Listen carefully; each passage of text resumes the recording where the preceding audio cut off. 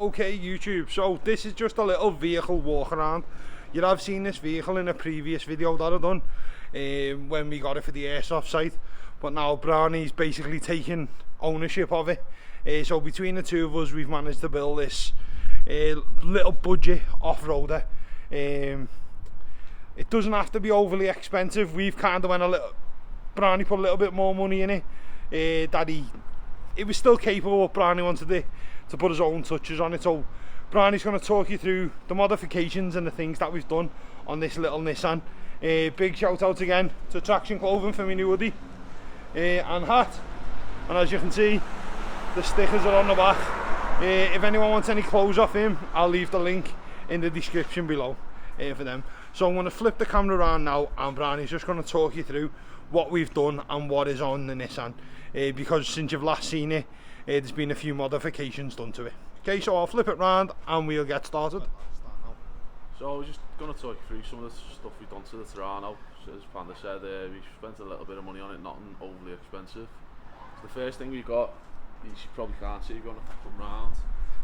It's the shockies, you see the silver shockies, black raptor from Jimny Bits. They all come with 300 quid altogether. So with that you get the two rear, two front shock absorbers, and then you get the two rear springs. Have you got the link for that so we can put it in the... Yeah, I can stick that in the description below. You can't really see the springs, obviously it's behind these big muddy tyres. Then another, say, modification that we got, just off-road tyres, very aggressive, good for going off-road. But we are looking into getting some all-terrains for when we're driving it round. We're doing the NC500 next year. So driving with them on the road, it's not very nice. The wheel tends to jiggle. So if you come around the front, you can see again. If you have a look on this, the black raptor shockies in there, the silver ones right in the middle.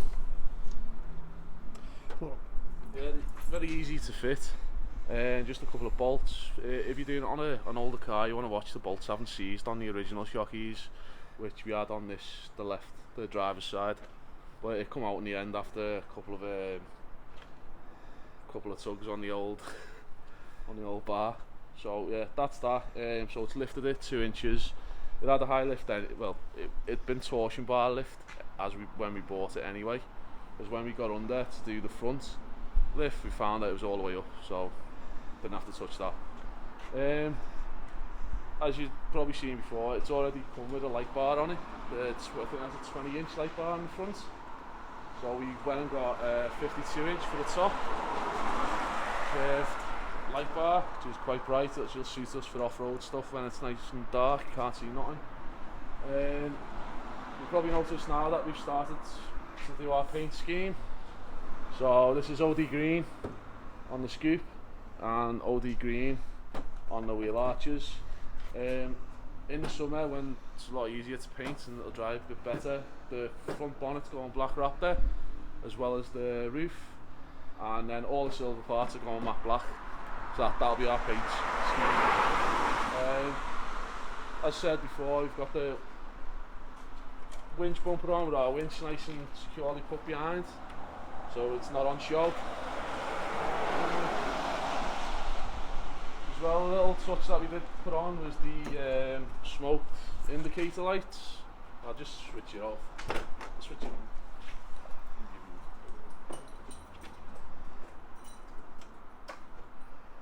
Oh nice, so they're like LED.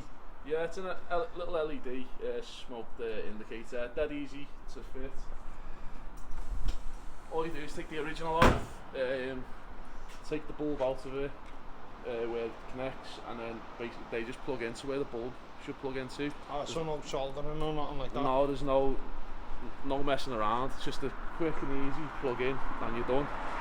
We replaced the bonnet clips because they were a bit worn. Exactly the same bonnet clips, dead easy to use, in and out. Although this one sometimes sticks because we need to adjust it a little bit more, but it'll do us for now. So all these little bits we can come back to and sort out. One thing that we did have to do on this side, because naturally the driver's side suspension is always a little bit higher because you're always in the driver's side, so this side doesn't actually go up as much on the torsion bar suspension. So we just had to cut a little bit more away on the wheel arch because it was catching a little tiny bit. Yeah, and that's it. So then move on to the roof rack. So it was a standard roof rack that we got off a friend. Usually you see these on little vans. So we've had to make the brackets ourselves. We're going to have a look at that. Just a bit of metal and then straight through the roof. We have braced it underneath with a couple of washers and stuff like that and sealed it properly with the like silicone stuff that you seal windows in with, so there's no leaks. It's been out in the rain and no leaks so far. Mentioned the videos before and on the Instagram. Nice little awning. Dead easy if you come and have a look. There's no drilling, no nothing. You just bolt it on. So you've got three attachment points that just bolt on, dead easy. And it's easier to take off as well if you don't like the look of it.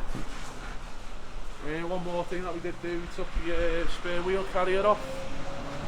So obviously with the bigger wheels, it wouldn't take the weight of them things. And as you can see, the wheel that was on there is already bent to the back, but that'll get easy. We'll pull that out. But what we are going to do is do a jerry can mount on the back. So all this nastiness, we'll obviously sand it all back. Do as much body work as we can, paint it, and then there'll be a mountain bracket on there, so you won't even see that anyway. Apart from that's pretty much. Oh yeah, the snorkel. Sorry. See the snorkel's gone OD green on the top again. We did order this thinking it was the right one, but they sent the wrong one, so we had to make it fit. It was a bit of a nightmare, because obviously this is double skinned, but we got the connections and all that sorted, and it works. It's not always having the right parts. If you get the wrong parts, you can make them fit, but there's a bit more fettling involved. But like I say, if you just keep cool heads, you'll get it sorted in the end. Works. Have you done anything to the inside? Aesthetically on the inside, got a dotty hammer mounted just in case we roll over, need to get out, smash the windows.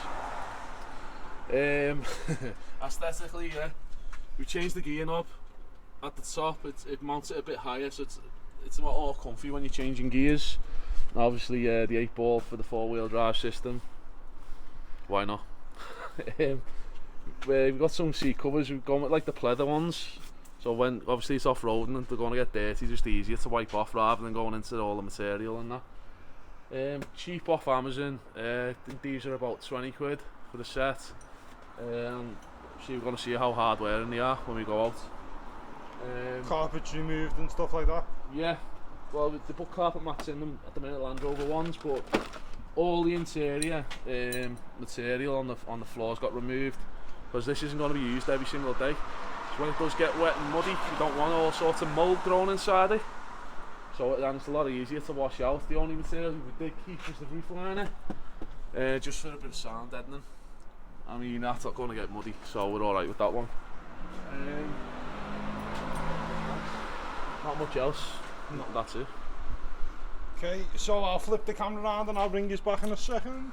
Okay, so that was the work that Brownie's done on the vehicle. As you can see in one of the other videos, I'd done a bit, and I can tell you now, fitting that snorkel was an absolute bitch, you want it, mate?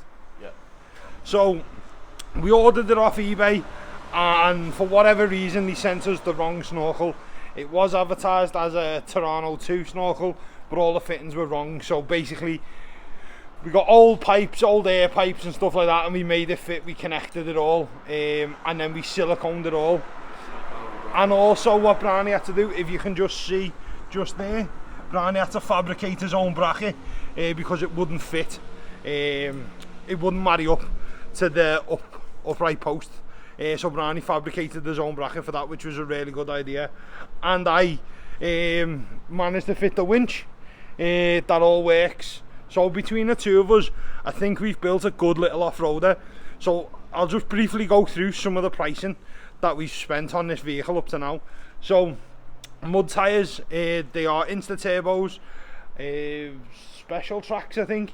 I had them on my L200, the silver one, originally. I think we got them second hand off Facebook Marketplace. They were 170 quid. They were 170 quid for 5 of them. I got the wheels for 100 quid. So the 16-inch wheels cost us 100 quid for them. Sorry, 120 quid, because I had to go and buy an extra one for the spare wheel. So they cost 120 quid. The winch was 260 quid. And the snorkel was about 60-70 quid. The awning was absolutely free, because I bought that and donated it because I'm going to get a bigger one for my truck, because it looked a bit silly on my truck. So that was free. We like free stuff. The roof rack cost us 40 quid. The light bar was about 60 quid. And the other little modifications like the gear knobs and stuff like that, you're probably talking about 40 quid on that. And then the Jeep itself cost us 900 quid, and that come with a winch bumper. So on a budget for less than, I'd say less than 2 grand, or just on 2 grand, you've got yourself a nice little off-roader. And with the Nissans, the engines will run forever. We're not messing. We used to have a Nissan. I will leave pictures of it if I can find them in the description, in the video at the end, of a bigger Terrano that we had. We never give it an oil change, we never serviced it, and we used to smash it around the woods where we had an airsoft site, and the engine wouldn't die. Starter motor died and we had to tow it, but the engine wouldn't die. So these are really good for people who just say, oh, you can only go off-roading in a Land Rover. Look at some of the Japanese stuff and some of the other stuff, and you might find yourself a little bargain just like this one. Okay, so I hope this has been a good little watch for you, and it's inspired you to get out there, get off-roading on a bit of a lower budget. As I say, I was using this as a bit of a daily for a while when we had the other tyres on it, but I've got my other car and my Mitsubishi will be on the road in a few months, so you can get a cheap budget off-roader that'll do you as a day-to-day driver. And in the back now, as you can see, we are all packed to go off-roading. So you'll have probably seen the video of our off-roading adventures before this one's come out. So I hope you've enjoyed it. I've been Panda. Thanks for watching. Please like and subscribe. And he's been Rani. Gives a wave. If anyone needs to know anything about care in the community, I do it all the time for this guy. So just inbox me for any information. Okay, take care now, and I'll see you outdoors sometime. Bye bye.